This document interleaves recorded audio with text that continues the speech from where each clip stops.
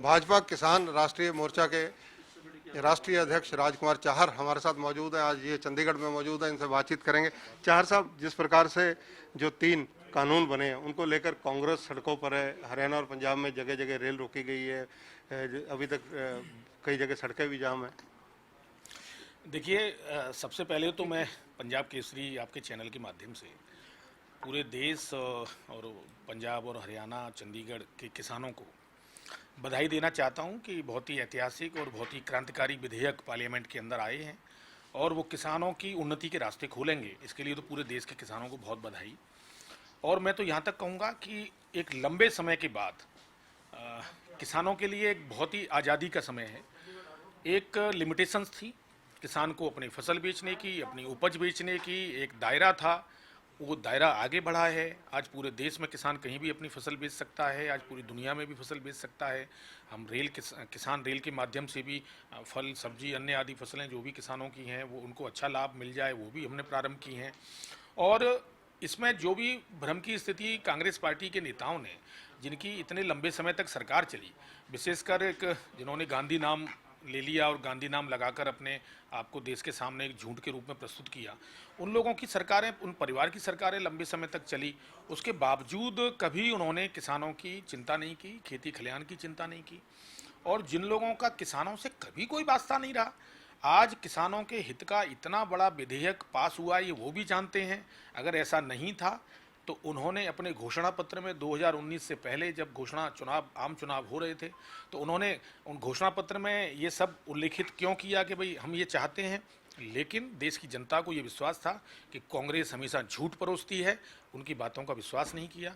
लेकिन उन्होंने मोदी जी पर विश्वास था, देश के प्रधानमंत्री माननीय नरेंद्र मोदी जी पर विश्वास था और उन्होंने मोदी जी को दोबारा प्रधानमंत्री बनाया, पहले से ज़्यादा बहुमत से बनाया। और इसीलिए बनाया कि मोदी जी हैं जो किसानों की हालत को सुधारेंगे। जो कांग्रेस ने लंबे समय किसानों की दुर्दशा की थी उससे मुक्ति मिलेगी और हम लोग आगे बढ़ेंगे। तो आज ये वही विधेयक है। आप जैसे बता रहे हैं कि विधेयक बहुत बढ़िया है, तो इसमें आपके जो पार्टनर रहे हैं अकाली दल, उन्होंने आपसे किनारा क्यों किया? हरसिमरत कौर बादल ने इस्तीफा क्यों दिया? बादल साहब और अकाली दल जो उनकी पार्टी है, बहुत पहले जब ये विधेयक लाने की बात थी और चर्चा थी, तो जो भी मीटिंगें हुई पार्लियामेंट के अंदर, उन मीटिंगों में, सर्वदलीय मीटिंग में भी, अन्य मीटिंगों में भी, सब में वो मौजूद थे, सब में वो सहमत थे। और ये बिल का ड्राफ्ट बन चुका था, बिल तैयार था, विधेयक लोकसभा में पेश होना था, उससे पहले तक उनको सब जानकारी थी। और उन्होंने स्वयं, सुखबीर बादल साहब ने और हमारी मंत्री जी ने भी, दोनों लोगों ने, जब आप सब साथी पत्रकार बंधुओं ने उनसे उनके बिल के बारे में और विधेयक के बारे में पूछा था, तो उन्होंने विधेयक की तारीफ की थी और उसको किसानों के हितैषी बताया था। अब वही विधेयक अचानक किसानों का विरोधी कैसे हो गया, और अचानक वो अपने आप को, उन्होंने पहले मिनिस्ट्री से अपने आप को हटाया और फिर उन्होंने एनडीए से भी अपने आप को, पार्टी से भी दूर किया, गठबंधन को भी दूर किया। तो ये उनका अपना कोई, मुझे लगता है बहुत व्यक्तिगत कोई राजनीतिक उनकी मामला है जिसके कारण से उन्होंने ये निर्णय लिया। अगर ये केवल ये कारण नहीं है, अब उन्होंने ये कारण दिखा के अपने आप को अलग किया है, तो ये भी सब लोग जानते हैं कि कारण तो कुछ और ही होगा। भाजपा और अकाली दल का जनसंघ के वक़्त का अलायंस है, 40 साल पुराना अलायंस है, तो ऐसे अलायंसेस जब टूटते हैं तो क्या झटका नहीं लगता? देखिए, निश्चित रूप से कभी प्रकाश सिंह बादल साहब ने एक बात कही थी, पिछले दिनों में देख रहा था। उन्होंने कहा था इस गठबंधन के बाद कि अकाली दल का और भाजपा का जो गठबंधन है वो मांस और नाखून की तरह है, और नाखून जब कभी मांस से अलग होगा तो निश्चित रूप से दर्द होगा और वो तकलीफ होगी, और ये कभी नहीं होना चाहिए। लेकिन अब क्योंकि वो राजनीति में नहीं है, और सुखबीर बादल साहब और कौर साहब ने ये निर्णय लिया है, तो ये गठबंधन तोड़ा उन्होंने, अपने आप को अलग किया, इस्तीफा भी उन्होंने दिया और वो घोषणा भी उन्होंने की। हमने इस बारे में कोई घोषणा ये नहीं की कि हम आपसे अलग होना चाहते हैं। वो अलग गए।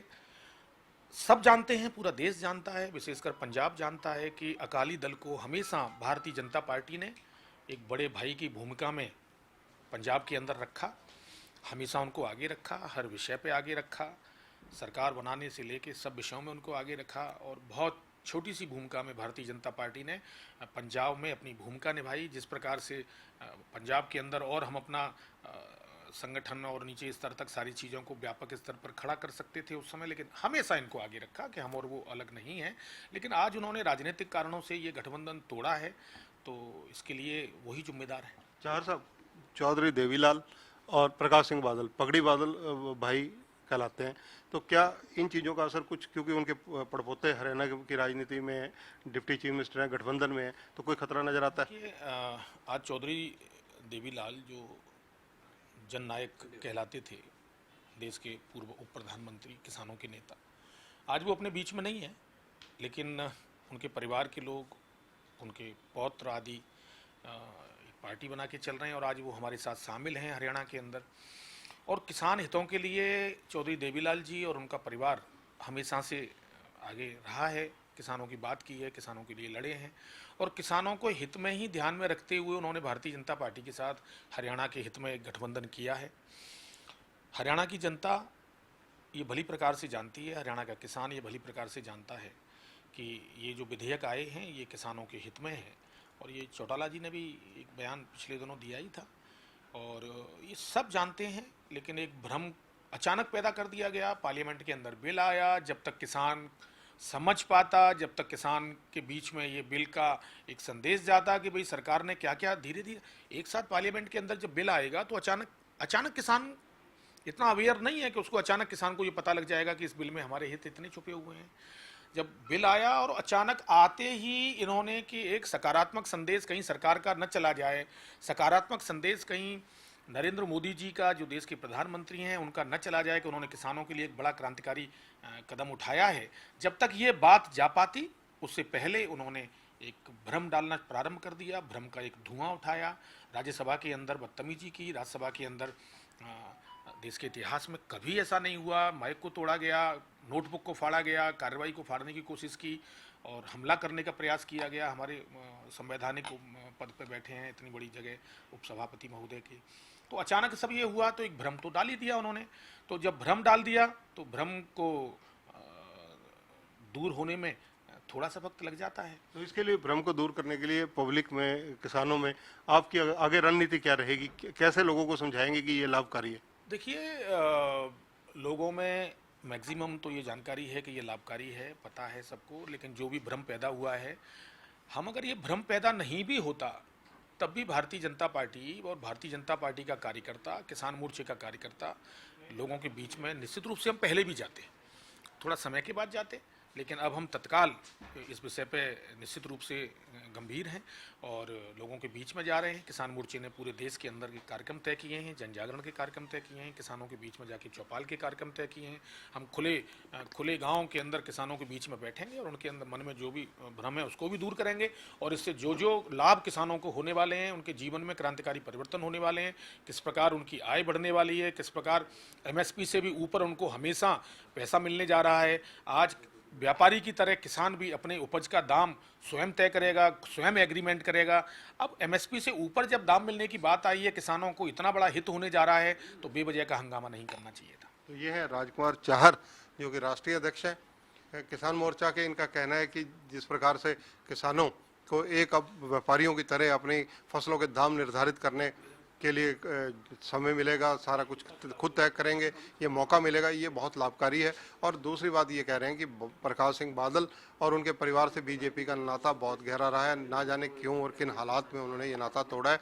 जबकि जब ये विधेयक बन रहे थे, उनका प्रारूप बन रहा था, तो उस टाइम वो लोग सहमत थे। कैमरामैन सुनील के साथ चंद्रशेखर धरनी, पंजाब केसरी TV, चंडीगढ़।